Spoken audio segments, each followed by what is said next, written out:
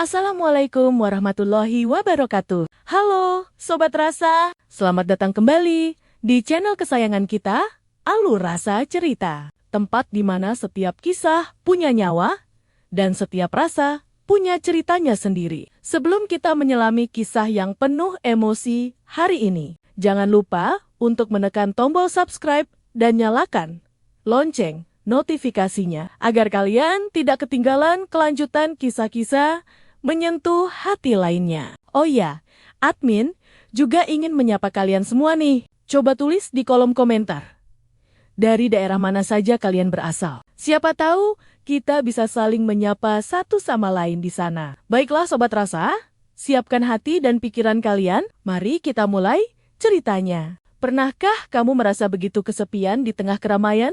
Pernahkah kamu merasa begitu sesak hingga rasanya ingin lari dan menjadi orang lain saja? Di sudut kota Jakarta yang bising, di bawah langit yang terkadang angkuh, ada dua hati yang sedang bersembunyi dari takdir emas mereka. Tanpa mereka sadari, semesta sedang merajut benang merah untuk mempertemukan dua kebohongan ini, demi melahirkan satu cinta yang paling jujur. Jakarta malam ini tampak begitu gagah, namun juga dingin. Lampu-lampu dari gedung pencakar langit berlomba mencakar langit malam yang kelam, seolah ingin menandingi bintang-bintang yang malu-malu bersembunyi di balik tebalnya polusi kota. Di salah satu lantai tertinggi gedung megah, milik keluarga Wijaya, seorang pria muda berdiri mematung. Matanya menatap kaca jendela besar yang menampilkan hamparan kemewahan ibu kota, namun tatapannya kosong. Namanya Arga. Di usianya yang baru menginjak 28 tahun, ia sudah menduduki kursi presiden direktur, sebuah posisi puncak yang didambakan oleh jutaan orang. Jas mahal buatan Italia membalut tubuh atletisnya dengan sempurna. Di pergelangan tangannya, melingkar sebuah jam tangan yang harganya setara dengan sebuah rumah mewah.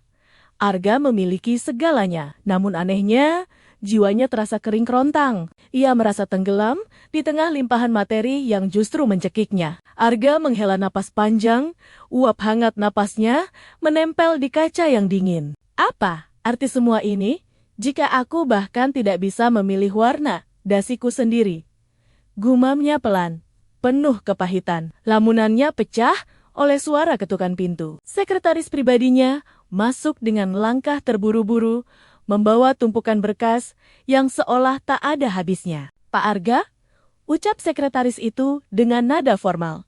Ibu Rina menelpon. Beliau mengingatkan untuk makan malam bersama putri dari pemilik Bank Sentosa nanti malam. Beliau menekankan agar Bapak tidak terlambat dan memakai setelan yang sudah disiapkan. Arga tersenyum kecut. Ibunya, sosok wanita besi yang mengatur hidup Arga, layaknya mengatur pion di atas papan catur. Bagi ibunya, pernikahan bukanlah tentang penyatuan dua hati yang saling mencintai, melainkan sebuah merger perusahaan dan perluasan aset bisnis. Arga hanyalah aset yang harus dijaga nilainya agar tidak turun. Katakan pada ibu, aku ada rapat mendadak sampai pagi. Batalkan makan malam itu, jawab Arga dingin tanpa menoleh sedikit pun. Tapi Pak, Ibu Rina bisa marah besar, sanggah sekretaris itu dengan nada ragu dan takut. Biarkan saja, aku yang akan menanggungnya nanti. Sekarang, tinggalkan aku sendiri. Setelah pintu tertutup rapat, Arga melonggarkan dasinya yang terasa seperti tali gantungan yang menjerat lehernya. Ia berjalan menuju sebuah lemari tersembunyi di sudut ruangan yang tertutup panel kayu elegan. Di sana, bukan berkas rahasia perusahaan yang ia simpan, melainkan sebuah pelarian. Dengan gerakan cepat, seolah ingin melepaskan kulit lamanya, Arga menukar jas mahalnya dengan kaos oblong putih yang sudah agak melar. Ia mengenakan jaket denim lusuh yang warnanya mulai pudar dimakan waktu. Ia mengganti sepatu kulit mengilapnya dengan sandal gunung yang nyaman. Dan terakhir, ia mengambil sebuah helm tua yang kacanya sudah banyak goresan.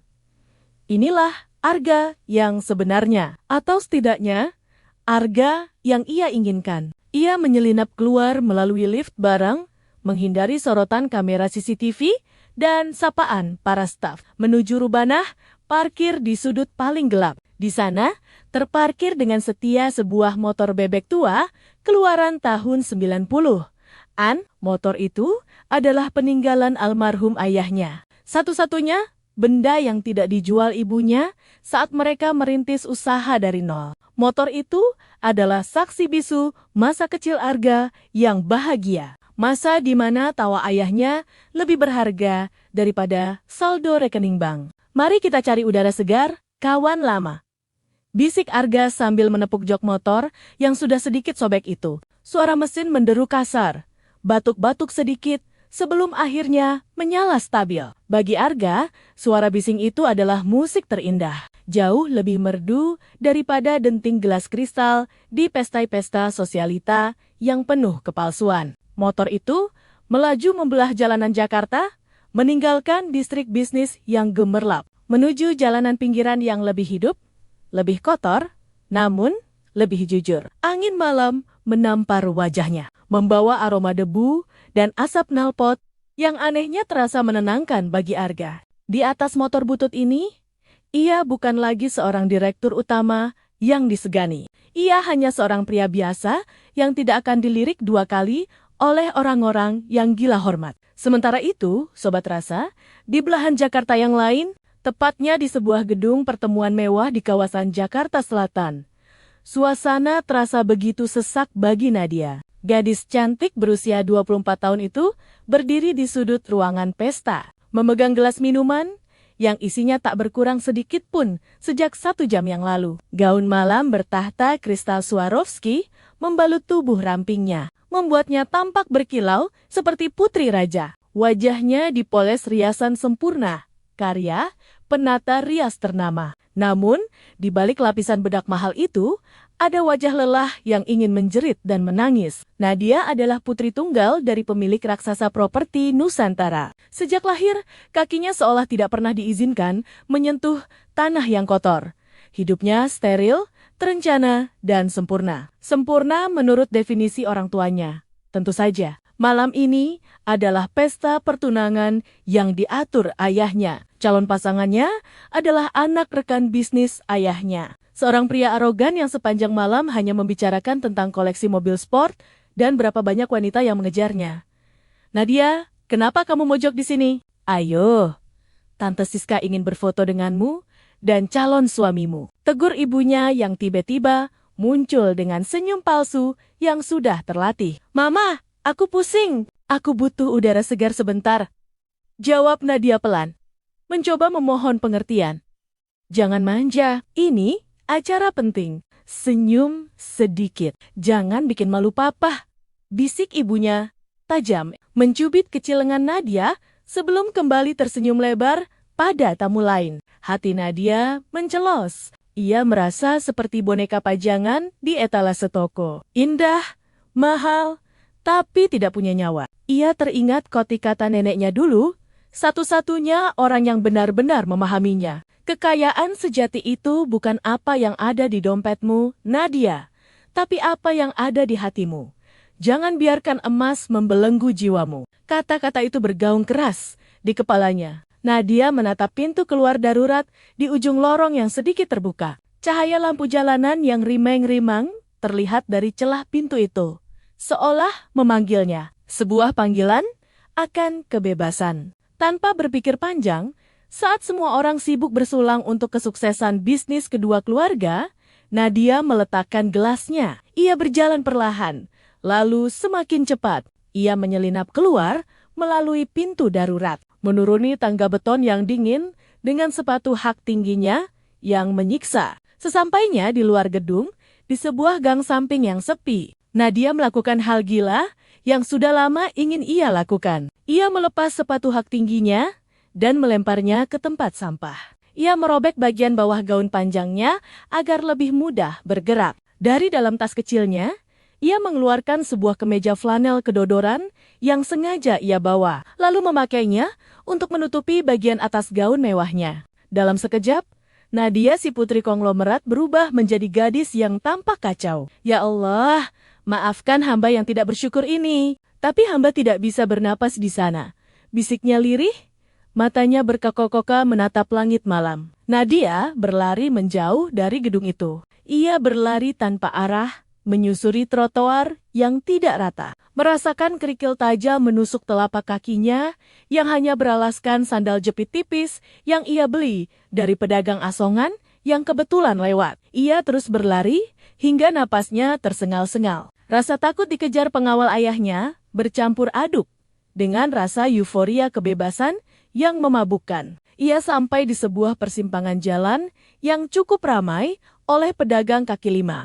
Tiba-tiba, sebuah motor tua berhenti tepat di depannya karena lampu merah. Pengendaranya memakai jaket denim lusuh dan helm tua yang kaca depannya buram. Nadia yang panik karena melihat sebuah mobil hitam yang mirip mobil pengawal ayahnya melintas di kejauhan. Tanpa sadar melambaikan tangan dengan panik ke arah pengendara motor itu.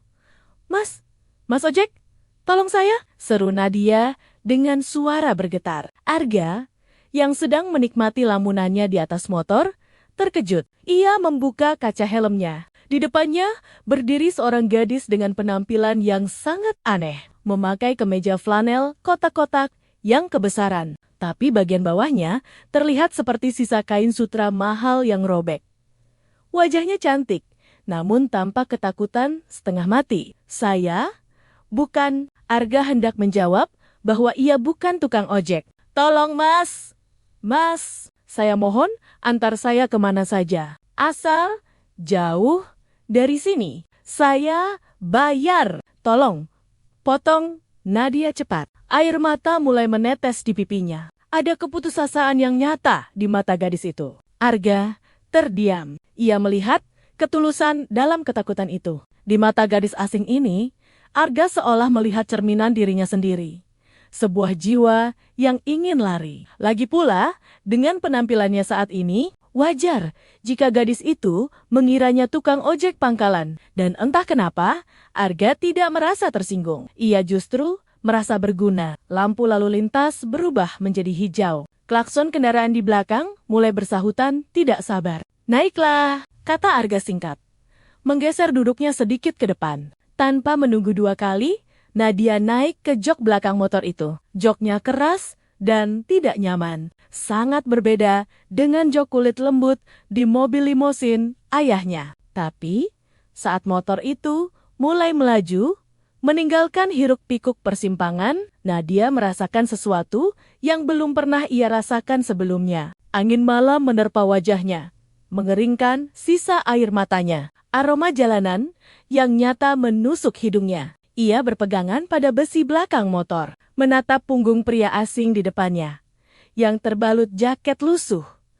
Kita mau kemana mbak? Tanya Arga sedikit berteriak melawan suara angin. Matanya melirik dari kaca spion yang getarannya minta ampun. Ke mana saja mas? Yang penting jauh dari gedung tinggi itu. Jawab Nadia sambil menunjuk samar ke arah gedung pencakar langit yang kini mulai tertinggal di belakang. Arga tersenyum tipis di balik helmnya. Permintaan yang menarik. Ia pun memutar gas motornya, membawa mereka menjauh dari pusat kota, menuju pinggiran Jakarta, di mana kehidupan berjalan lebih lambat dan lebih manusiawi. Malam itu, di bawah langit Jakarta yang mendung, dua manusia yang sedang melarikan diri dari takdir emas, mereka dipertemukan oleh semesta tanpa saling tahu siapa nama satu sama lain. Tanpa tahu bahwa mereka berasal dari dunia yang sama. Mereka hanyalah Arga, si tukang ojek gadungan, dan Nadia, si gadis penumpang misterius. Di atas aspal yang keras, roda nasib mulai berputar, menjalin kisah yang akan mengubah hidup mereka selamanya. Mas, motornya bunyinya kok kencang sekali ya? Tanya Nadia tiba-tiba. Mencoba memecahkan keheningan karena merasa gugup. Arga tertawa kecil. Suara tawanya terdengar renyah. Ini bukan bunyi rusak, mbak. Ini nyanyian sejarah. Motor ini lebih tua dari kita berdua. Dia punya banyak cerita. Nadia tersenyum. Jawaban yang aneh untuk seorang tukang ojek, pikirnya. Tapi ia menyukainya. Ia menyukai bagaimana pria ini tidak malu dengan motor bututnya. Kalau begitu, biarkan dia bernyanyi malam ini. Saya butuh hiburan, ucap Nadia lirih, menyandarkan kepalanya sejenak pada angin, membiarkan beban di pundaknya perlahan terangkat. Dan malam itu pun menjadi saksi awal dari sebuah kebohongan yang paling jujur yang pernah mereka lakukan. Suara mesin motor tua itu perlahan mereda, berubah dari deru yang gagah menjadi dengkuran halus saat Arga memelankan laju kendaraannya. Mereka telah meninggalkan jalan protokol yang lebar dan mulus. Kini memasuki labirin jalanan perkampungan yang padat di pinggiran Jakarta. Di sini tidak ada lampu neon raksasa yang menyilaukan mata. Yang ada hanyalah lampu bohlam kuning, rimang-rimang yang menggantung di teras rumah warga. Atau lampu jalanan yang berkedip-kedip, segan mati, segan hidup. Aroma parfum mahal yang biasa tercium di lingkaran pergaulan Arga, kini berganti dengan aroma masakan rumahan. Bau got yang samar dan wangi tanah basah sisa hujan sore tadi. Belok kanan di depan pos ronda itu, ya, Mas. Suara Nadia terdengar sedikit lebih tenang, meski masih menyisakan getaran sisa kepanikan tadi. Arga menurut. Ia membelokkan setang motornya dengan hati-hati. Jalanan di sini sempit, hanya cukup untuk satu mobil pas-pasan. Polisi tidur berjejer setiap beberapa meter, membuat Arga harus piawai memainkan rem dan kopling agar penumpangnya tidak terguncang terlalu keras. Maaf ya Mas, jalannya jelek, ucap Nadia merasa tidak enak saat motor itu berguncang melewati lubang kecil. Tidak apa-apa Mbak, motor ini memang hobinya lewat jalan begini. Kalau lewat jalan terlalu mulus, dia malah suka masuk angin. Canda Arga asal mencoba mencairkan suasana yang kaku. Tanpa sadar, Nadia tersenyum kecil di belakang punggung Arga. Senyuman pertamanya malam ini. Senyuman yang tulus. Bukan senyuman sopan santun yang ia latih selama bertahan-tahan di depan cermin. Berhenti di sini saja Mas, di depan pagar biru itu, pinta Nadia. Arga menepikan motornya di depan sebuah rumah sederhana bercat biru muda yang catnya sudah mulai mengelupas di sana-sini. Halamannya kecil namun asri, penuh dengan pot tanaman lidah mertua dan kembang sepatu. Ini adalah rumah Bu Siti, mantan pengasuh Nadia waktu kecil dulu. Satu-satunya orang yang Nadia percaya di dunia ini selain neneknya yang sudah tiada.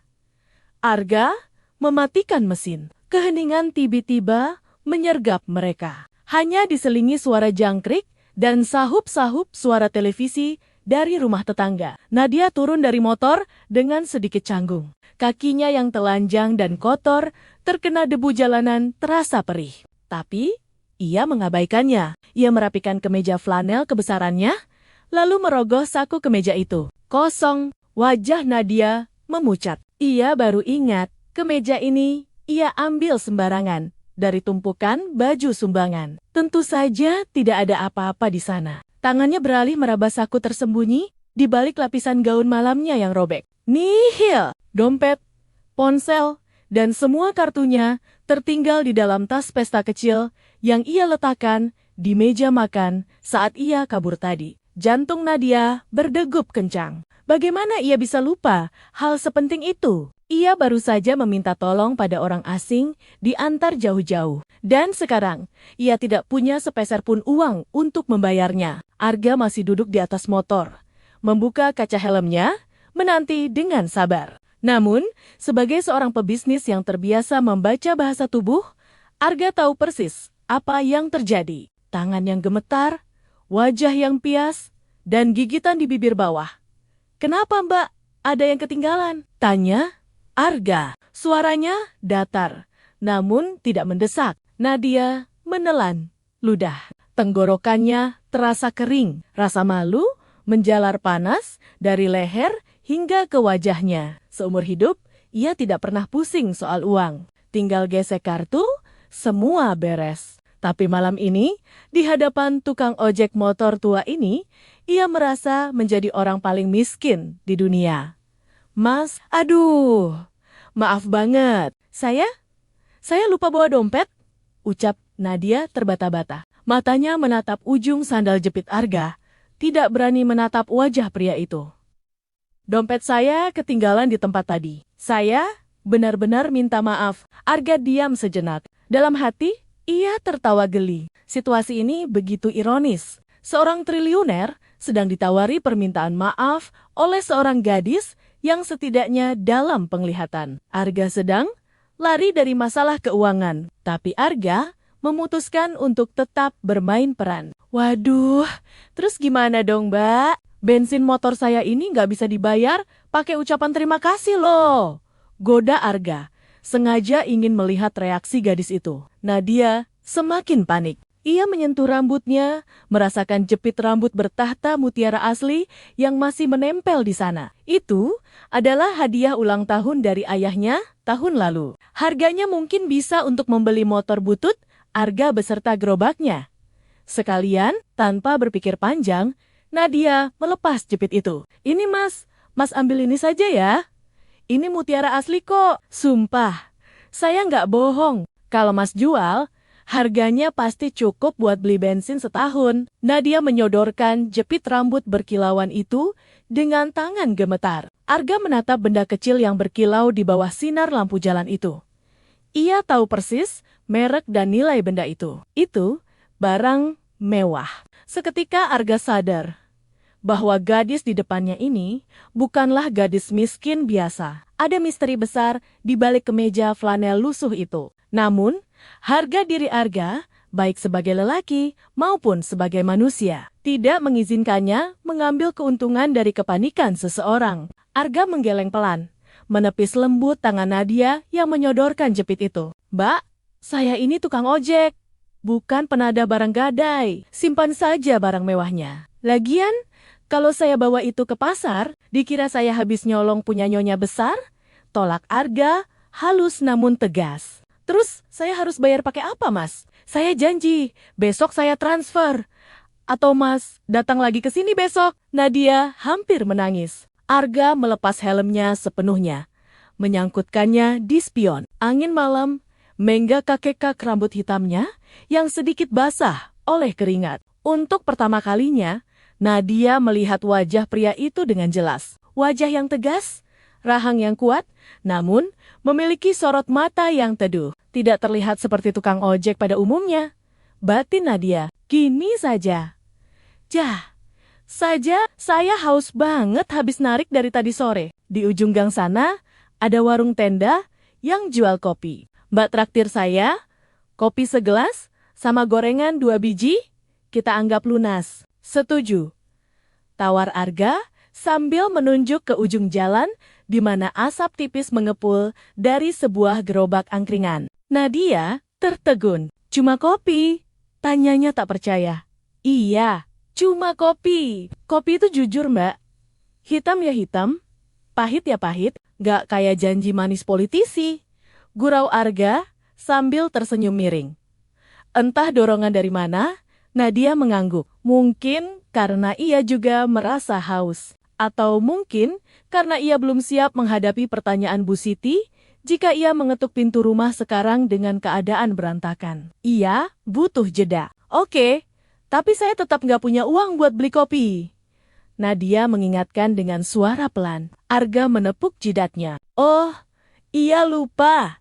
Ya sudah, saya talangin dulu deh. Anggap saja utang budi. Nanti kalau kita ketemu lagi, baru Mbak bayar pakai bunga. Arga terkekeh. Mereka berjalan bersisian menuju warung tenda itu. Arga menuntun motor di sebelah kiri, Nadia berjalan di sebelah kanan. Keheningan di antara mereka kini terasa lebih nyaman. Warung tenda itu sederhana, hanya beratapkan terpal kusam dengan bangku panjang dari kayu yang sudah licin karena sering diduduki pelanggan. Pak D, kopi hitam 2 ya, yang 1 gulanya dikit saja.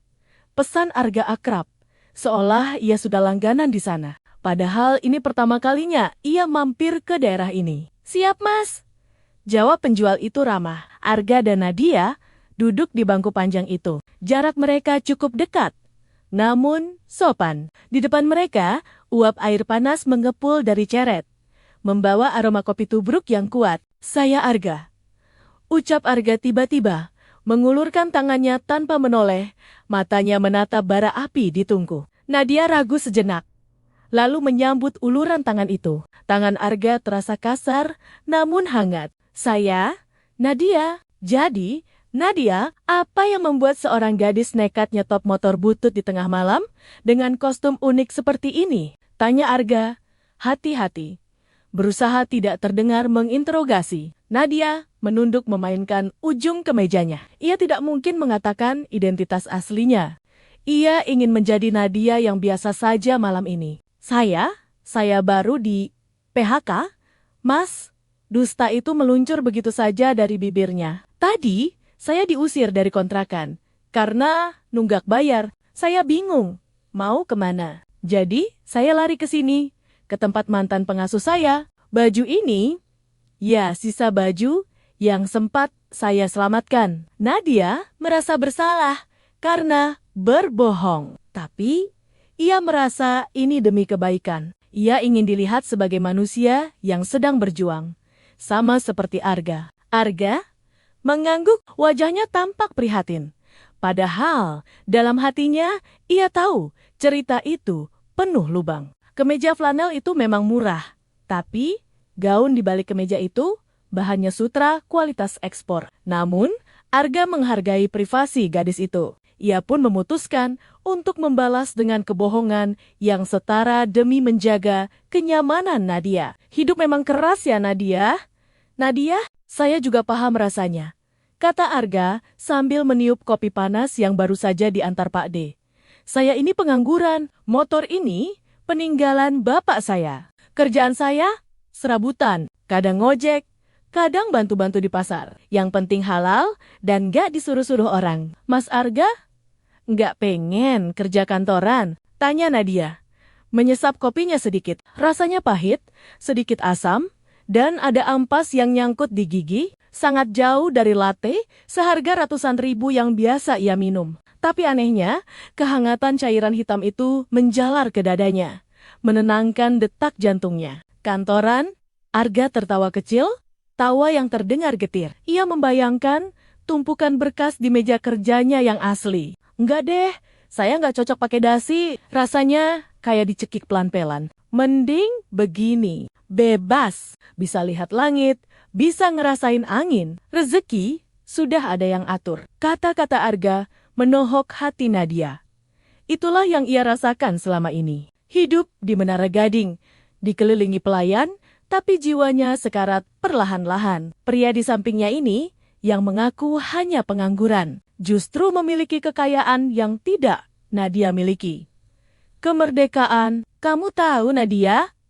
Ucap Arga pelan. Suaranya hampir tertelan riuh rendah suara jalanan. Dunia ini, panggung sandiwara yang melelahkan. Orang-orang sibuk memakai topeng agar disukai. Tapi, di warung tenda ini, di depan segelas kopi 5.000 perak ini, kita nggak perlu pakai topeng. Kamu cuma Nadia yang lagi apes, dan saya cuma Arga yang lagi haus.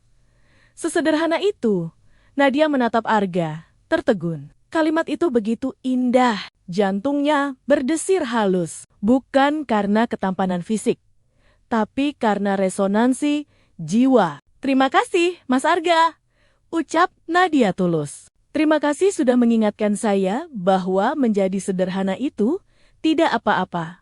Sama-sama. Lagi pula, kopi ini rasanya jadi lebih enak kalau ada temannya. Balas Arga sambil mengangkat gelasnya. Nadia tertawa renyah. Mengangkat gelasnya yang retak di bagian bibir gelasnya. Bersulang untuk kita, kaum yang sedang berjuang. Denting gelas kaca murahan beradu pelan di bawah tenda oranye yang lusuh. Dua anak manusia yang sebenarnya memiliki dunia di genggaman tangan mereka, justru menemukan kebahagiaan sejati dalam ketiadaan. Malam semakin larut. Arga menghabiskan tetes terakhir kopinya, lalu mengantar Nadia kembali ke depan pagar biru. Mas Arga, terima kasih ya. Kalau nggak ada Mas tadi, mungkin saya masih lari-lari kayak orang gila di jalan raya. Kata Nadia saat hendak masuk. Santai saja. Anggap saja ini takdir yang lagi iseng. Canda Arga. Kamu masuk istirahat. Terus berdoa sama Allah, minta rezeki buat besok. Arga naik kembali ke atas motornya, menyalakan mesin. Sebelum memakai helm, ia menatap Nadia sekali lagi. Nadia, kalau besok kamu butuh ojek lagi, saya biasa mangkal di perempatan depan sana, jam 7 pagi. Siapa tahu kamu butuh tumpangan buat cari kerjaan baru. Itu adalah tawaran impulsif. Arga seharusnya memimpin rapat direksi jam 8 pagi besok. Tapi entah kenapa, bibirnya bergerak sendiri. Wajah Nadia berbinar. Beneran, Mas? Boleh? Hitung-hitung nambah pelanggan tetap. Boleh. Duluan ya, Nadia. Assalamualaikum. Waalaikumsalam. Jawab Nadia lembut. Arga memutar gas. Motor tuanya melaju pelan meninggalkan gang itu. Di kaca spion, ia melihat Nadia masih berdiri di depan pagar. Melambaikan tangan sampai motor Arga hilang di tikungan. Arga tersenyum lebar di balik helmnya. Hatinya terasa penuh. Ia tahu ini gila, tapi ia tidak peduli. Besok pagi, Presiden Direktur Arga Wijaya akan terlambat masuk kantor. Karena Arga, si tukang ojek punya janji menjemput seorang gadis yang senyumnya lebih cerah daripada saham perusahaannya. Dan malam itu, kebohongan telah dimulai. Tanpa mereka sadari, cinta telah menyusup masuk melalui sela-sela kebohongan itu. Nah, Sobat Rasa, itulah episode pertama dari kisah Arga dan Nadia.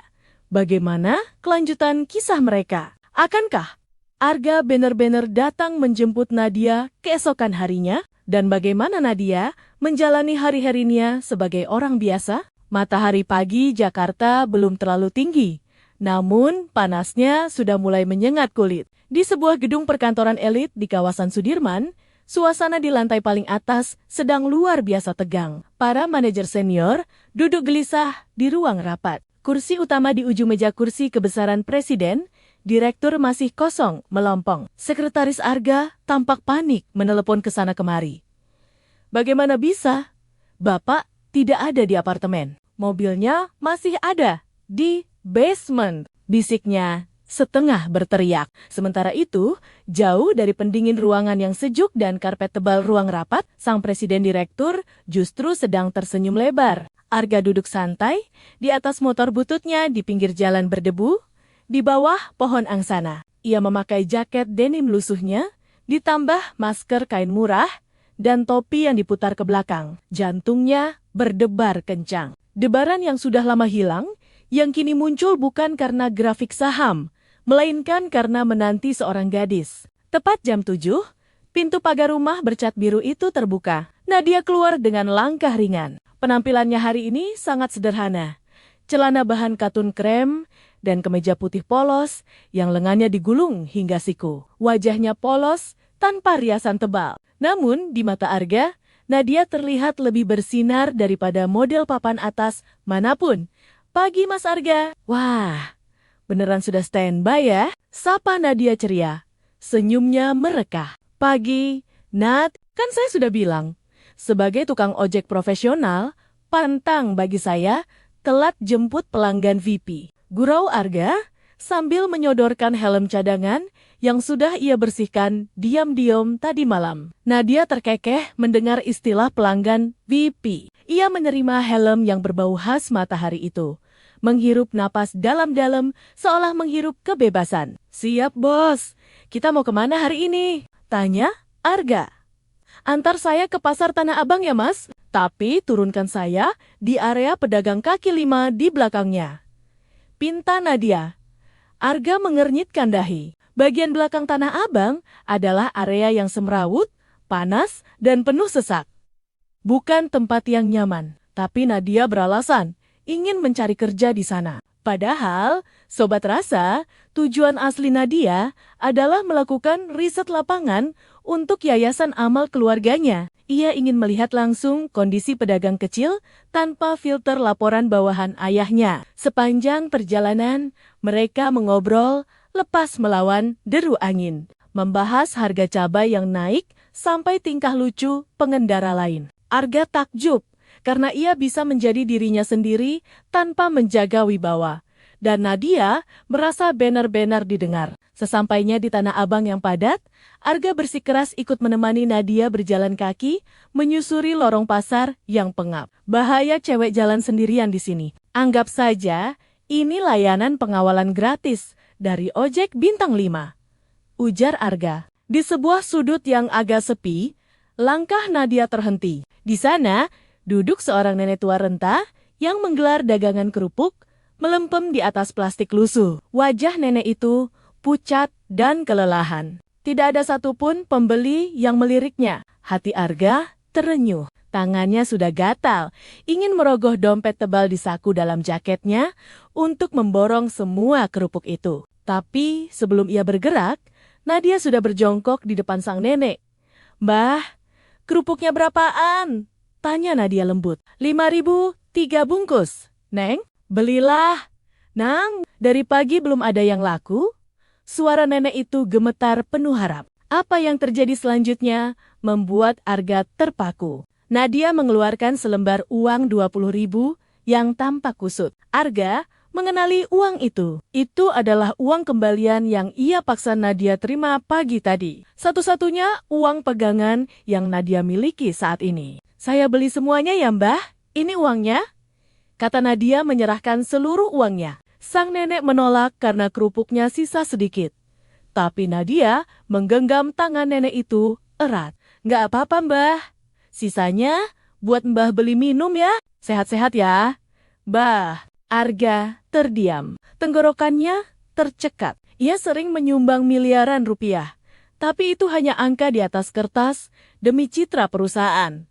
Tapi gadis ini, gadis yang ia kira sedang kesulitan ekonomi ini, memberikan 100% dari apa yang ia miliki tanpa berpikir dua kali. Siapa sebenarnya gadis ini? Batin Arga.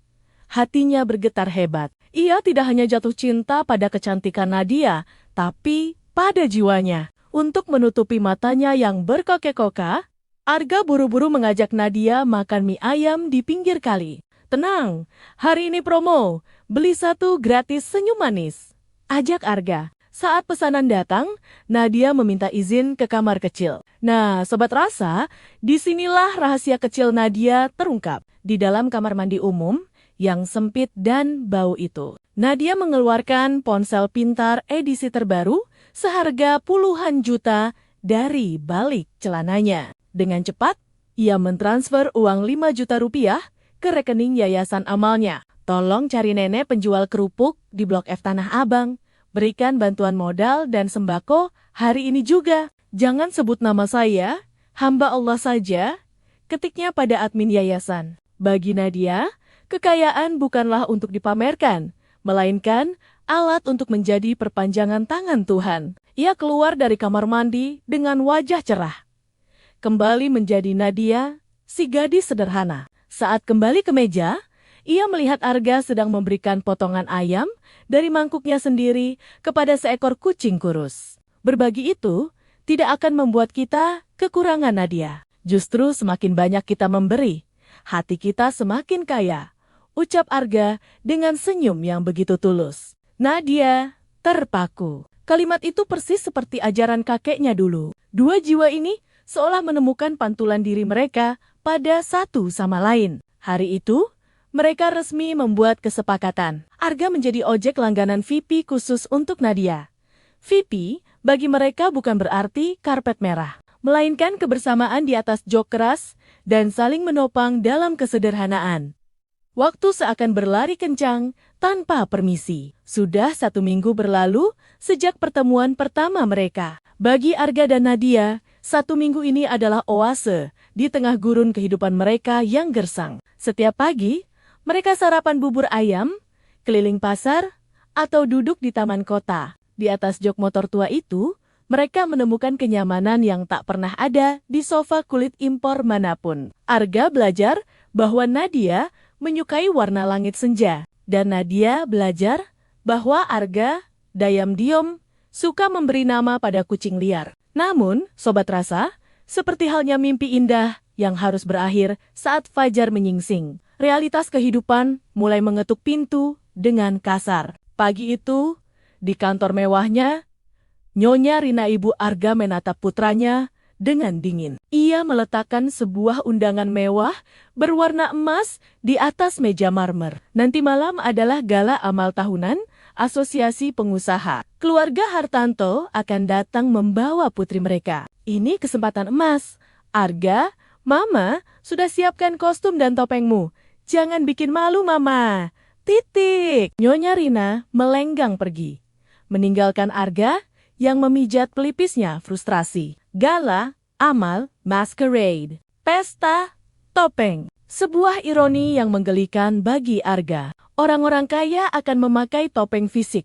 Padahal wajah mereka sehari-hari sudah penuh kepalsuan. Ia sangat ingin lari menemui Nadia. Tapi tanggung jawab perusahaannya terlalu berat. Di saat yang sama, di sebuah butik eksklusif di Menteng, Nadia sedang berdiri kaku seperti manekin. 3 pelayan sibuk mematut gaun malam merah marun di tubuhnya. Ayahnya, Tuan Hartanto, menatap puas sambil menghisap cerutu. Nanti malam, kamu harus tampil prima, Nadia. Putra tunggal keluarga Wijaya akan datang. Dia kandidat suami yang tepat untukmu. Ucap ayahnya dingin. Tugasmu hanya satu. Jadilah pendamping yang pantas dan jangan banyak tingkah.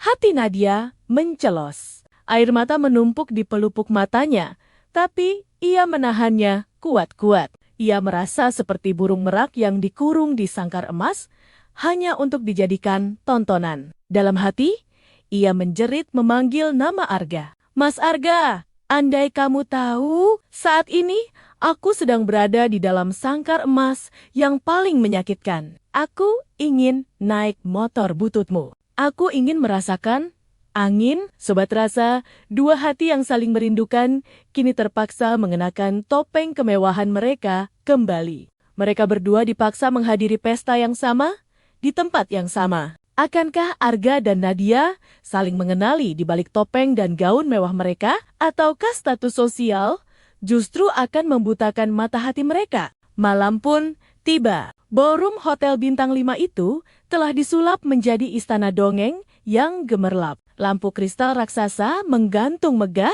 memantulkan cahaya pada ribuan ornamen emas.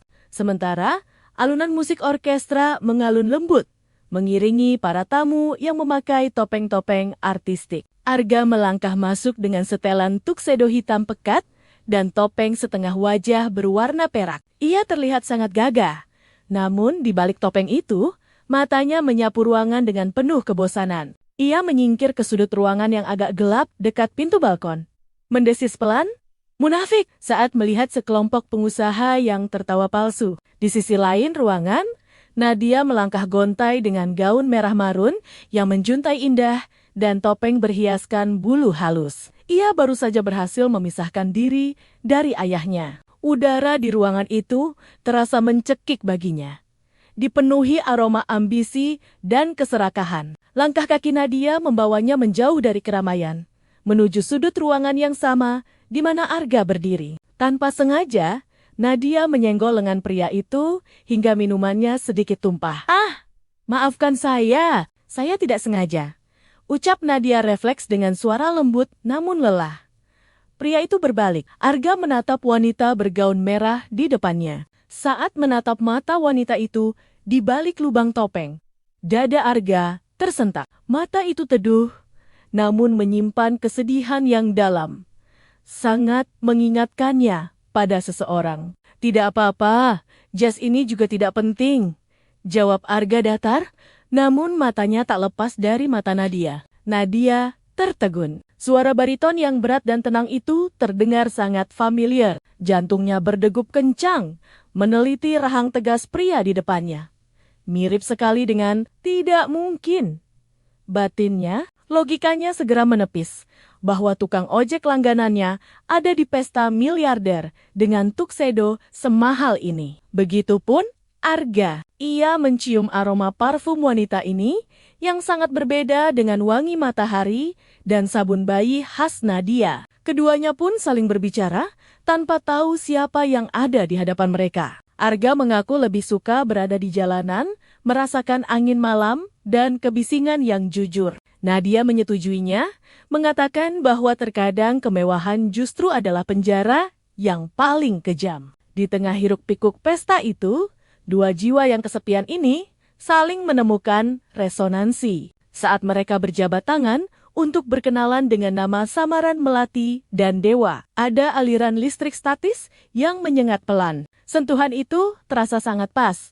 Seolah mereka pernah saling menggenggam ribuan kali sebelumnya. Namun, panggilan dari ayah Nadia memaksa gadis itu segera menarik tangannya dan berlari pergi, meninggalkan Arga yang kembali merasa kosong. Kerinduan yang membuncah membuat Nadia nekat. Di balkon yang sepi, ia mengeluarkan ponsel canggihnya dan menelepon telepon umum warung tempat Arga biasa mangkal. Namun, jawaban pemilik warung menghancurkan hatinya. Arga tidak terlihat seharian. Malam itu, dua pembohong yang saling mencintai ini menangisi jarak yang sebenarnya tidak pernah ada. Hujan badai mengguyur jalanan Jakarta. Di sebuah halte bus yang remang-remang, Nadia yang sudah kembali memakai kaos oblong, kedodorannya duduk menggigil menanti. Ia sangat bahagia ketika sebuah motor butut dengan suara batuk-betuk khasnya datang menghampiri. Arga, yang juga telah kembali dengan jaket parasut murahnya, segera memberikan helm pada Nadia. Mereka melaju menembus tirai hujan. Namun, di sebuah jalanan sepi yang banjir, mesin motor tua itu tiba-tiba tersendat dan mati total. Arga panik dan mencoba menghidupkannya berkali-kali. Tapi percuma, ia merasa sangat gagal sebagai seorang laki-laki karena membiarkan gadis yang disukainya kehujanan. Di tengah keputusasaan itu, sebuah mobil sport mewah berwarna hitam berhenti tepat di samping mereka. Kaca jendela turun, menampilkan wajah Kevin, pria arogan dari pesta tadi. Tentu saja Kevin tidak mengenali Nadia yang basah kuyup. "Woi, Mbak, kasihan banget, hujan huenan, dorong rongsokan begitu," ejek Kevin. "Mending naik mobil saya aja, yuk, saya antar. AC-nya hangat, joknya kulit asli, nggak kayak jok motor yang udah jamuran itu." Darah Arga mendidih, harga dirinya tercabik. Ia bisa saja membeli pabrik mobil itu. Tapi saat ini, ia hanyalah Arga, si tukang ojek. Dengan suara lirih, ia menyuruh Nadia naik ke mobil Kevin agar tidak kedinginan. Namun, apa yang dilakukan Nadia membuat waktu seolah berhenti bagi Arga.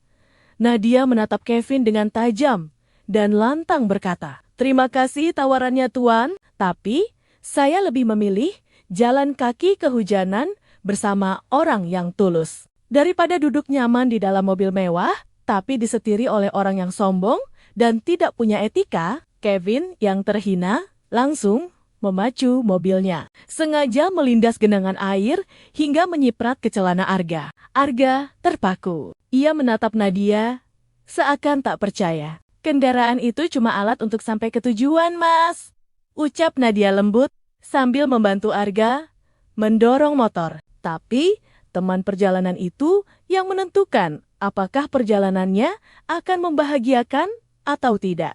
"Asalkan sama Mas Arga, saya merasa aman." Kata-kata itu adalah pernyataan paling romantis bagi Arga. Nadia bahkan mengatakan bahwa ia bangga bisa mengenal laki-laki pekerja keras seperti Arga. Di bawah guyuran hujan, Arga menangis haru tanpa terlihat. Mereka akhirnya berteduh di emperan sebuah bengkel kecil yang sudah tutup. Arga memeras jaketnya dan menyelimutkannya ke tubuh Nadia. Dan mereka pun berbagi kehangatan di bawah satu jaket lusuh. Sambil menatap rintik hujan, Nadia berbisik, "Mas, tahu nggak, hujan itu, jujur ya, dia jatuh berkali-kali tanpa takut sakit demi memberi kehidupan buat bumi. Aku pengen punya cinta kayak hujan yang tulus." Mendengar itu, Arga memberanikan diri. Perlahan, ia menggenggam tangan Nadia yang dingin. Nadia tidak menolak.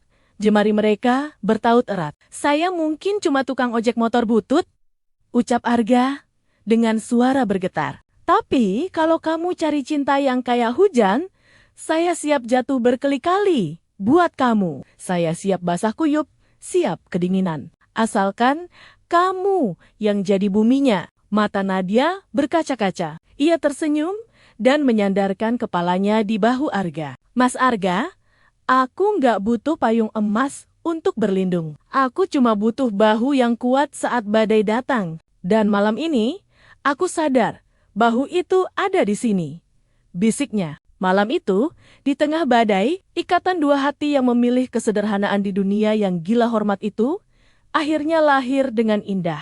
Pagi itu, langit Jakarta tampak cerah, seolah ikut merayakan keputusan besar yang diambil Arga. Matahari bersinar hangat, menembus celah dedaunan di halaman kontrakan, tempat Arga biasa memarkir motornya. Di tangannya, Arga memegang sebuah kotak bludru kecil berwarna biru tua yang sudah agak kusam. Di dalamnya, tersimpan sebuah cincin perak sederhana. Bukan berlian miliaran rupiah, cincin ini hanya memiliki ukiran daun kecil, dibeli Arga di pasar perak. Murah bagi dompet Arga Wijaya, tapi tak ternilai bagi hatinya. Nadia, aku mungkin belum punya rumah mewah, tapi aku berjanji akan membangun rumah di hatimu. Gumam Arga berlatih di depan kaca spion. Ia berniat menyatakan perasaannya hari ini. Ia ingin Nadia mencintainya sebagai Arga si tukang ojek.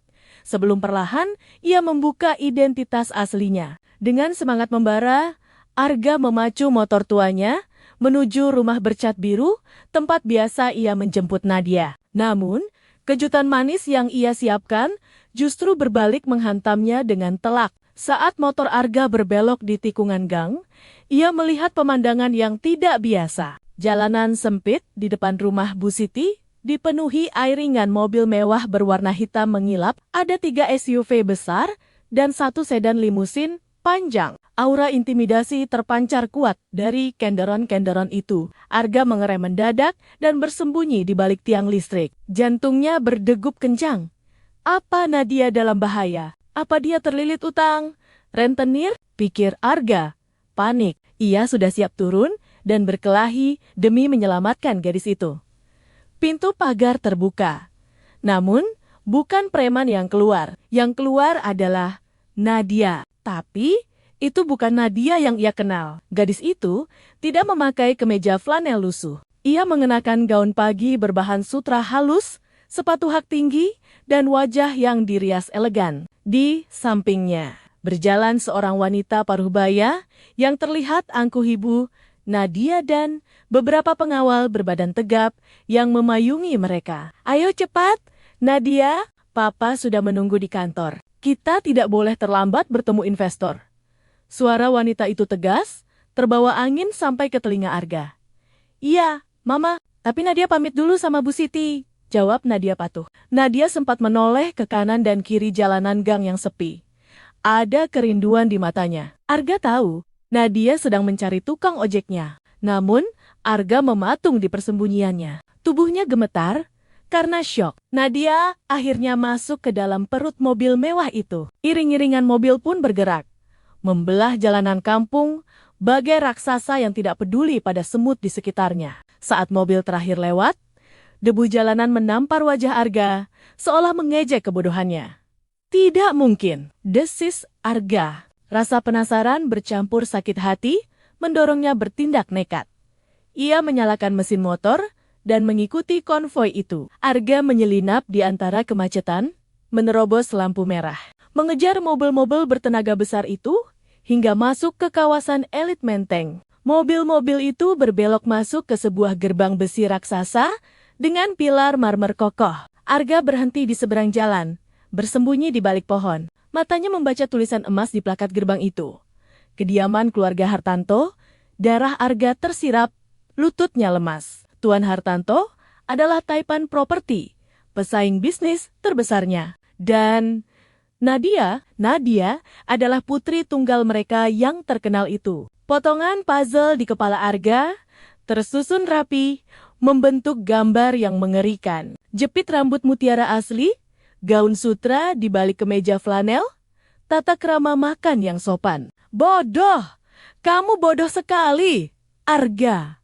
Rutuknya pada diri sendiri. Perasaan dihianati meledak di dadanya. Arga merasa dipermainkan. Ia berpikir Nadia pasti menertawakannya selama ini. Seorang putri konglomerat yang bosan, lalu turun ke jalanan berpura-pura miskin hanya untuk menjadikan tukang ojek bodoh sebagai mainan. Prasangka buruk meracuni hatinya. Ia lupa bahwa ia juga sedang menyamar.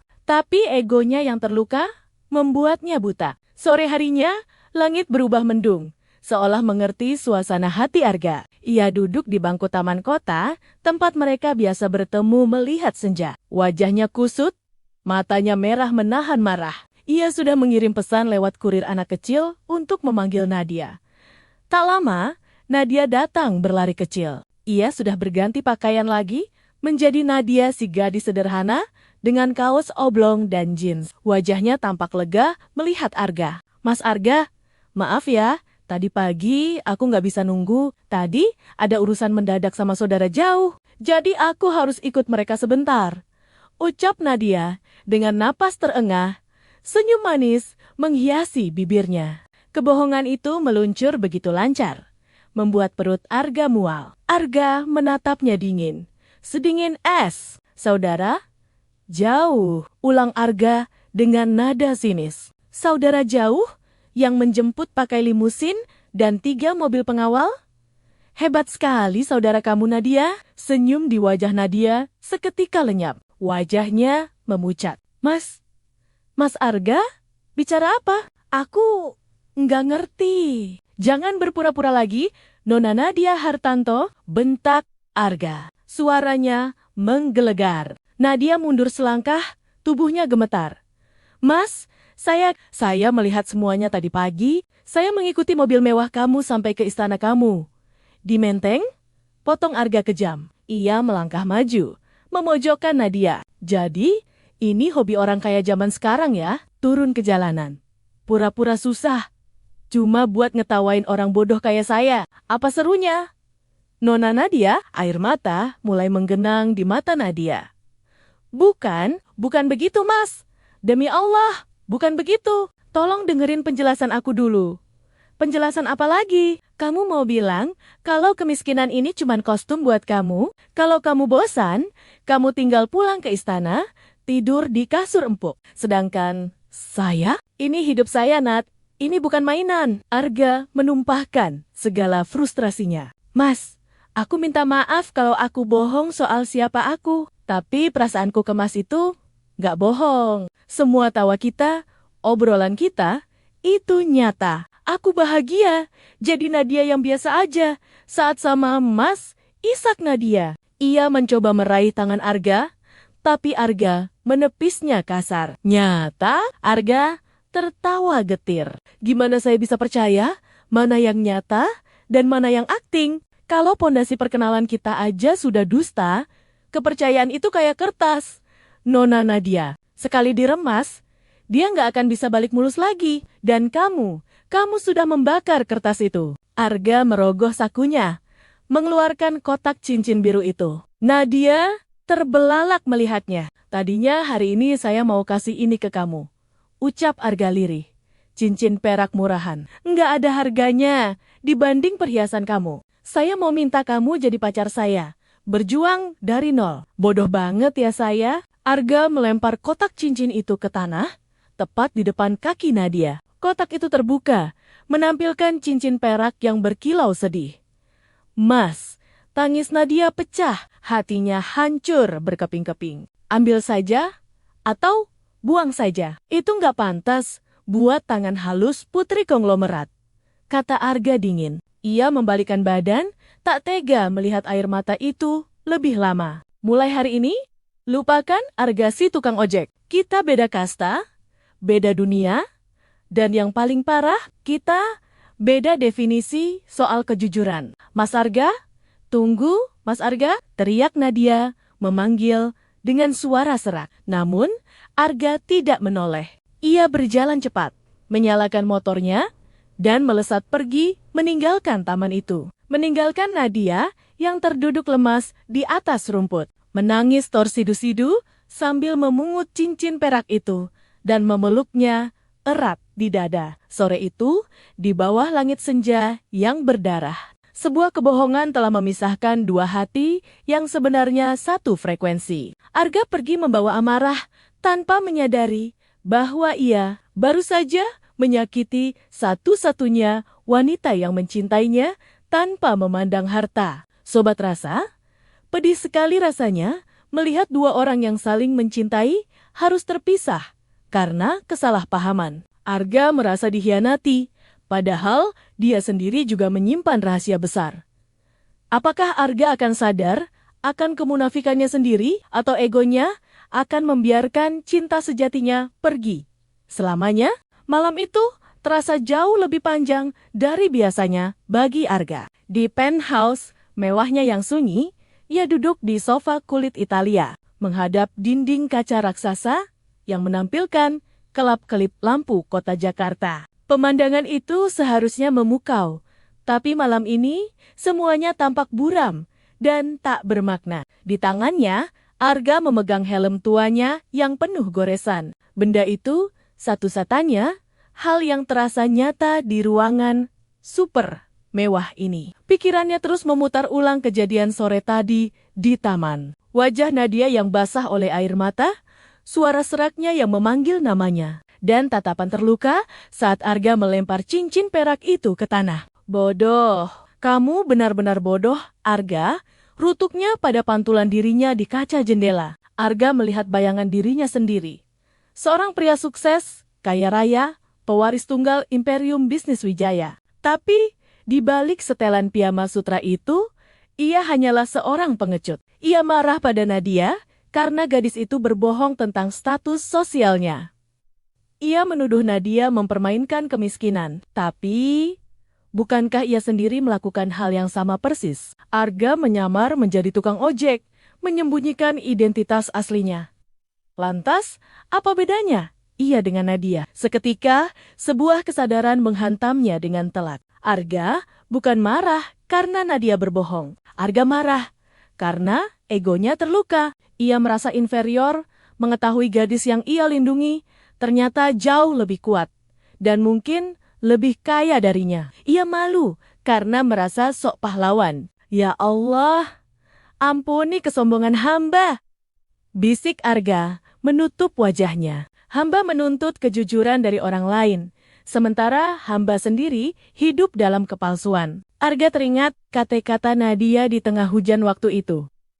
Saya nggak peduli, mau naik motor butut atau jalan kaki. Asalkan sama, Mas Arga. Gadis itu tulus. Nadia mencintai jiwanya, bukan statusnya. Dan Arga baru saja menghancurkan ketulusan itu. Ia berdiri tegak. Ia tidak bisa membiarkan ini berakhir. Ia harus jujur, sehancur apapun risikonya. Keesokan harinya, matahari pagi bersinar malu-malu. Di teras rumah sederhana bercat biru milik Bu Siti, Nadia duduk termenung. Matanya bengkak, sisa tangis semalam. Namun, di jari manis tangan kanannya, melingkar sebuah cincin perak sederhana bermotif daun. Cincin yang kemarin dilempar Arga, yang kemudian ia pungut dan bersihkan dengan air matanya sendiri. Non, diminum dulu tehnya, bujuk Bu Siti. Nadia nggak lapar, Bu. Nadia cuma mau nunggu. Siapa tahu Mas Arga lewat? Jawab Nadia lemah. Tiba-tiba, terdengar suara deru mesin motor yang sangat familiar. Brebet, brebet. Suara knalpot betuk-betuk itu membuat jantung Nadia seakan melompat. Nadia langsung berdiri.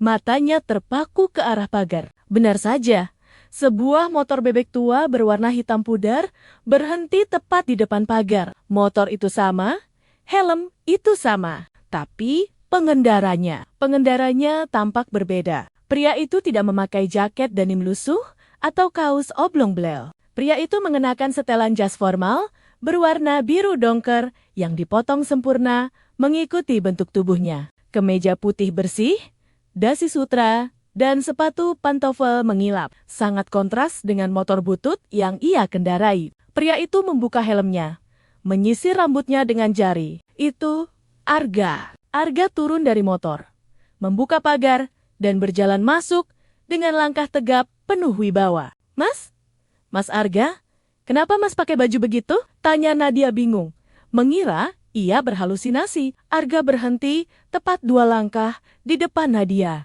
Ia menatap lekat mata sembab gadis itu. Selamat pagi, Nona Nadia Hartanto, sapa Arga. Suaranya lembut, namun tegas. Tidak ada lagi nada sinis. Arga merogoh saku jas mahalnya, mengeluarkan sebuah kartu nama hitam bertuliskan emas. Ia menyodorkannya pada Nadia. Perkenalkan, nama saya Arga Wijaya, Presiden Direktur Wijaya Group. Saya bukan tukang ojek. Saya tidak miskin. Dan motor butut di depan itu adalah satu-satunya warisan ayah. Yang saya pakai untuk lari dari hidup saya yang membosankan. Nadia menerima kartu nama itu dengan tangan gemetar. Matanya membelalak. Wijaya Group, perusahaan raksasa kompetitor ayahnya? Jadi, selama ini, suara Nadia tercekat. Yah, potong Arga, tersenyum kecut. Selama ini, saya juga berbohong. Nat, saya marah padamu kemarin karena kamu menyembunyikan identitasmu. Padahal, saya melakukan hal yang sama. Saya munafik. Saya pengecut yang bersembunyi di balik helm tua. Arga maju selangkah lagi, menatap manik mata Nadia dalam-dalam. Tapi, saat bersamamu, Nat, saat kita makan mie ayam di pinggir jalan, saat kita dorong motor hujan-hujanan, itu bukan akting, itu bagian paling jujur dari diri saya. Saya jatuh cinta padamu, bukan karena kamu putri konglomerat. Saya jatuh cinta padamu karena kamu satu-satunya wanita yang mau mendorong motor mogok saya tanpa mengeluh. Air mata kembali menetes di pipi Nadia. Tapi kali ini, air mata lega. Mas Arga, jahat, isak Nadia sambil memukul pelan dada bidang Arga yang terbalut jas mahal itu. Mas Arga jahat banget. Kenapa baru bilang sekarang? Aku pikir aku sudah kehilangan Mas selamanya. Arga tertawa pelan, membiarkan Nadia memukulnya, lalu menangkap tangan gadis itu dan menggenggamnya erat. Maafkan saya, Nat.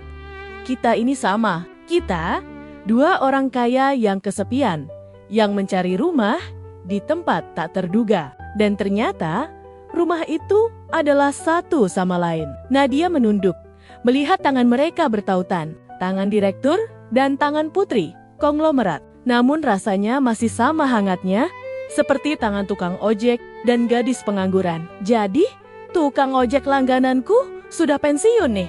Tanya Nadia lirih, mencoba bercanda di sela tangisnya. Tukang ojeknya pensiun, narik penumpang umum. Tapi khusus untuk Nona Nadia, dia bersedia dikontrak seumur hidup tanpa bayaran. Cuma minta dibayar pakai cinta dan ketulusan. Gimana? Deal, goda Arga. Nadia tertawa, mengangkat tangan kanannya, memamerkan cincin perak yang sudah terpasang. Kontrak sudah ditandatangani, Pak Direktur. Cincin ini, buktinya, walaupun harganya murah, ini lebih berharga dari semua berlian punya Mama. Hati Arga menghangat. Nad, cincin itu memang murah, tapi janji yang menyertainya mahal. Saya, Arga Wijaya, berjanji akan menjagamu, baik sebagai Nadia si putri konglomerat, maupun Nadia si gadis sederhana yang hobi makan kerupuk. Aku juga, Mas. Aku terima Mas Arga apa adanya. Balas Nadia mantap. Beban berat di pundak mereka akhirnya terangkat. Tidak ada lagi rahasia. Sekarang, Nona Nadia, apakah Anda bersedia menemani saya jalan-jalan pagi? Mumpung saya lagi bolos kerja, ajak Arga. Naik apa? Mobil mewah, Mas. Yang pasti diparkir di ujung gang. Tebak Nadia. Arga menggeleng cepat, menunjuk motor bututnya. Naik itu dong, sang legenda. Masak Pak Direktur naik mobil, itu sudah biasa. Pak Direktur boncengin putri konglomerat naik motor tahun 90-an, itu baru sensasi. Nadia tersenyum lebar. Siap, bos. Kita ke kantor Mas Arga aja. Aku mau lihat muka, kaget karyawan Mas, kalau lihat bosnya datang bawa rombengan. Ide bagus, ayo. Arga kembali menaiki motornya, menyalakan mesin yang suaranya masih kasar. Nadia naik ke boncengan, melingkarkan tangannya erat di pinggang Arga, menyandarkan kepalanya di punggung jas mahal pria itu. Motor tua itu pun melaju meninggalkan pekarangan. Di sepanjang jalan, orang-orang menoleh keheranan melihat pemandangan ajaib itu. Seorang pria berjas parlente membonceng gadis cantik bergaun sutra di atas motor butut berasap. Tapi bagi Arga dan Nadia, dunia milik berdua. Teriak Arga melawan angin. Ya, Mas, Saya sayang kamu, saya juga sayang Mas Arga. Di bawah langit Jakarta yang biru, cinta mereka mekar sempurna. Cinta yang tumbuh dari kesederhanaan, diuji oleh kebohongan, dan akhirnya dimenangkan oleh kejujuran. Nah, Sobat Rasa, lega banget ya rasanya melihat mereka akhirnya jujur satu sama lain. Sweet banget kan momen Pak Direktur naik motor butut, tapi perjalanan mereka belum selesai. Masih ada satu rintangan besar, orang tua mereka. Dua keluarga raksasa bisnis yang bersaing sengit. 6 bulan telah berlalu sejak hari pengakuan itu. 6 bulan yang penuh tawa di atas motor butut, namun juga penuh keringat dingin untuk mempersiapkan hari ini. Pagi itu, kediaman utama keluarga Wijaya terasa berbeda. Ruang tamu yang megah dipenuhi aroma melati.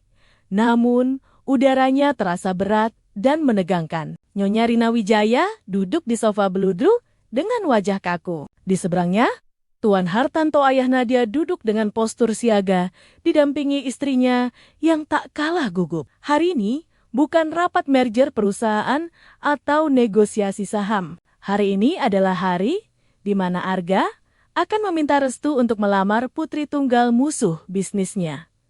Pintu utama terbuka, langkah kaki tegap menggema. Arga masuk menggandeng tangan Nadia erat-erat. Penampilan mereka sederhana, namun anggun. Arga dengan kemeja batik bernuansa bumi, dan Nadia dengan kebaya modern berwarna krem. Selamat pagi, Papa, Mama, Om, Tante. Sapa Arga dengan suara baritonnya yang tenang. Keheningan menyergap, tatapan para orang tua menyorot tajam. Bagaimana mungkin dua pewaris takhta bisnis ini bisa bersatu tanpa motif politik? Arga menarik napas panjang. Ia menatap satu persatu wajah orang tua di hadapannya. Papa, Mama, Om, Tong, kami tahu di mata kalian pernikahan adalah tentang memperkuat dinasti bisnis. Tapi, izinkan Arga bicara jujur. Selama 28 tahun, Arga hidup. Arga tidak pernah merasa benar-benar hidup. Sampai Arga bertemu Nadia di pinggir jalan. Di atas motor butut, ayah yang sering Mama benci itu. Nyonya Rina tersentak. Matanya mulai berkaca-kaca. Kami jatuh cinta saat kami tidak punya apa-apa. Selain kejujuran, lanjut Arga, kini menatap ayah Nadia. Nadia menerima Arga saat motor Arga mogok di tengah hujan badai. Dan Arga mencintai Nadia saat dia rela berbagi rezeki terakhirnya dengan pengemis. Padahal dia bisa saja makan di restoran mewah. Nadia mengeratkan genggamannya di tangan Arga, memberikan kekuatan. Kami tidak butuh restu untuk menggabungkan perusahaan. Kami butuh restu untuk membangun rumah tangga. Karena pada akhirnya, saat harta habis, yang tersisa hanyalah siapa yang bersedia memegang tangan kami saat sakit. Dan kami yakin, kami adalah rumah bagi satu sama lain. Ruangan itu hening seketika. Tuan Hartanto, pria yang dikenal berhati besi, perlahan melepas kacamata bacanya. Ia menatap putrinya.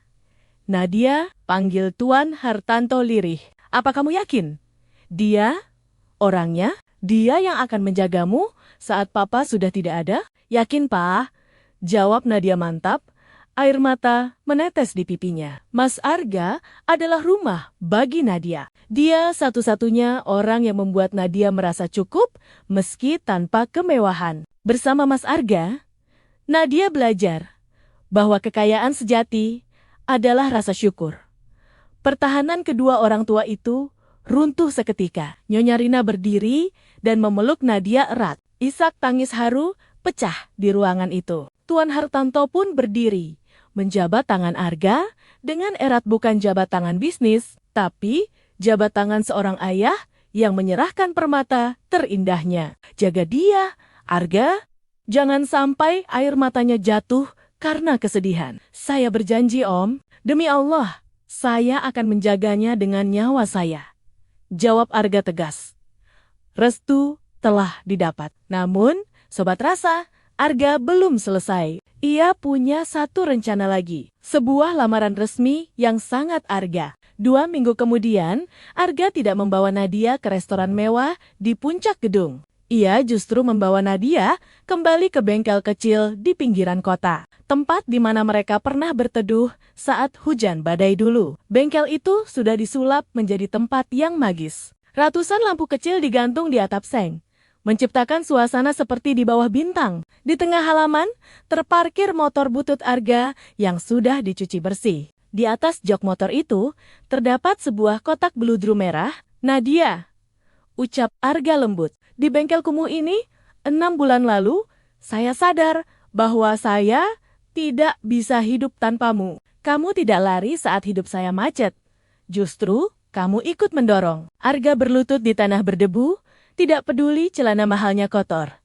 Ia membuka kotak itu. Sebuah cincin berlian indah berkilau di sana. Uniknya, kerangka cincin itu dibentuk menyerupai alur ban motor yang melingkar tak terputus. "Nadia Hartanto, maukah kamu menjadi istri saya? Maukah kamu menjadi satu-satunya penumpang VIP di sisa hidup saya? Menemani saya melewati jalanan kehidupan yang mungkin terjal dan berlubang sampai kita sampai di tujuan akhir kita, yaitu surga Allah." Air mata Nadia tumpah tak terbendung. Ia mengangguk cepat. "Mau, Mas, aku mau jadi penumpang Mas Arga selamanya." Arga menyematkan cincin itu di jari manis Nadia, bersanding dengan cincin perak sederhana yang dulu. 2 cincin beda nilai materi, tapi sama besarnya dalam nilai rasa. Tentu saja, persiapan pernikahan tidak mulus begitu saja. Sempat terjadi perdebatan sengit.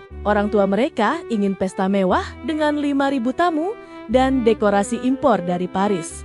Namun, Arga dan Nadia bersikeras. "Papa, Mama, ini pernikahan kami," bujuk Nadia. "Kami tidak menolak kemewahan karena itu rezeki. Tapi, kami ingin jiwa pernikahan ini tetap sederhana. Kami ingin mengundang orang-orang yang tulus mendoakan, bukan hanya rekan bisnis." Akhirnya, tercapailah kompromi indah.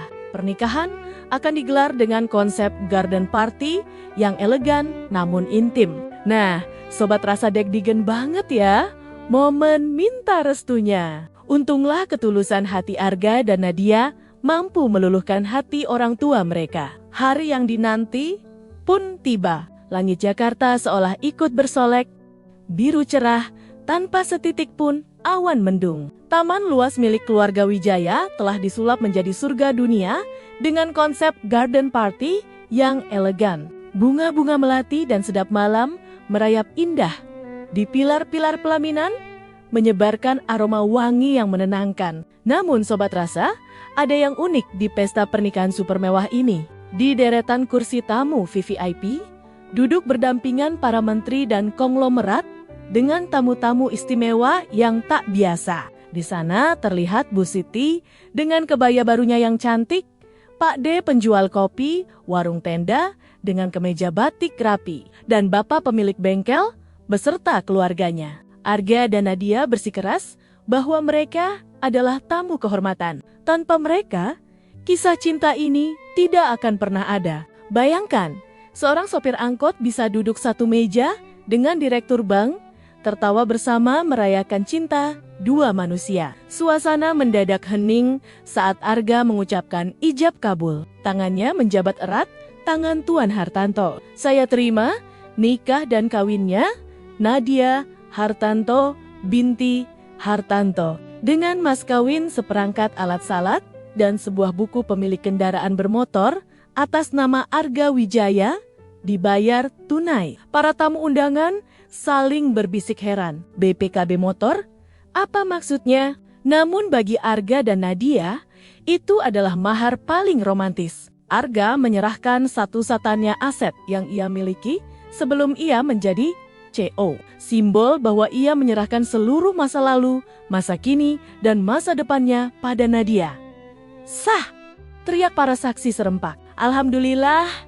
Gema syukur membubung ke angkasa. Air mata bahagia menetes, bukan hanya dari kedua mempelai, tapi juga dari para orang tua yang akhirnya menyadari bahwa kebahagiaan anak-anak mereka jauh lebih berharga daripada ego mereka. Di pelaminan, sebuah momen lucu terjadi. Pak D, penjual kopi, maju dengan malu-malu untuk bersalaman. Mas Arga, Mbak Nadia, selamat ya, saya nggak nyangka.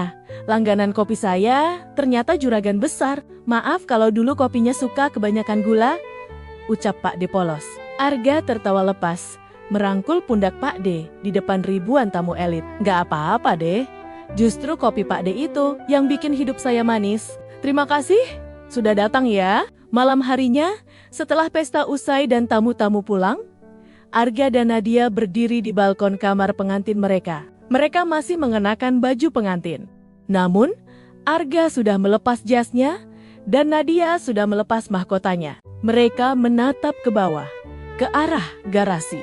Di sana, motor butut sang legenda terparkir manis, dihiasi pita bunga sisa dekorasi. Mas, panggil Nadia menyandarkan kepalanya di bahu suaminya. Terima kasih ya. Untuk apa sayang? Terima kasih sudah menjadi tukang ojek yang nyasar ke hatiku. Terima kasih sudah mengajarkan aku bahwa cinta itu sederhana. Bahwa bahagia itu bukan tentang seberapa tinggi kita terbang, tapi tentang seberapa kuat kita memijak bumi, ucap Nadia puitis. Arga tersenyum, mengecup puncak kepala Nadia. Terima kasih juga, istriku. Kamu mengajarkan saya bahwa di balik tembok beton kekayaan yang dingin ini, masih ada bunga yang bisa tumbuh mekar. Kamu adalah bunga itu. Arga merogoh saku celananya, mengeluarkan kunci motor tua itu. Besok pagi, mau sarapan bubur ayam di pinggir jalan lagi? Tawar Arga. Mata Nadia berbinar. Mau. Tapi kali ini aku yang bayar ya. Kan aku sudah jadi istri bendahara rumah tangga. Keduanya tertawa renyah, memecah keheningan malam pengantin mereka. Perjalanan cinta mereka baru saja dimulai. Bukan sebagai dua orang asing yang saling berbohong, tapi sebagai sepasang suami istri yang saling memegang kebenaran. Arga dan Nadia membuktikan pada dunia bahwa cinta sejati tidak memandang kasta. Cinta sejati mampu mengubah motor butut menjadi kereta kencana dan mengubah warung tenda menjadi istana raja. Di bawah naungan ridha Allah, mereka berjanji untuk terus melaju menghadapi tikungan tajam dan jalan berlubang kehidupan. Selama mereka berboncengan berdua, tujuan sejauh apapun akan terasa dekat. Dan begitulah kisah cinta Arga dan Nadia. Sebuah dongeng modern yang mengajarkan kita semua bahwa terkadang pangeran berkuda putih tidak datang dengan kuda, melainkan dengan motor bebek tahun 90-an yang knalpotnya berasap, namun membawa hati yang paling tulus di dunia. Alhamdulillah, tamat sudah kisah Arga dan Nadia. Bagaimana Sobat Rasa? Apakah hati kalian ikut hangat? Terima kasih banyak sudah menemani perjalanan kisah ini dari episode pertama sampai akhir. Jangan lupa tinggalkan komentar kalian tentang bagian mana yang paling kalian suka. Like video ini jika kalian terhibur dan bagikan ke orang-orang tersayang.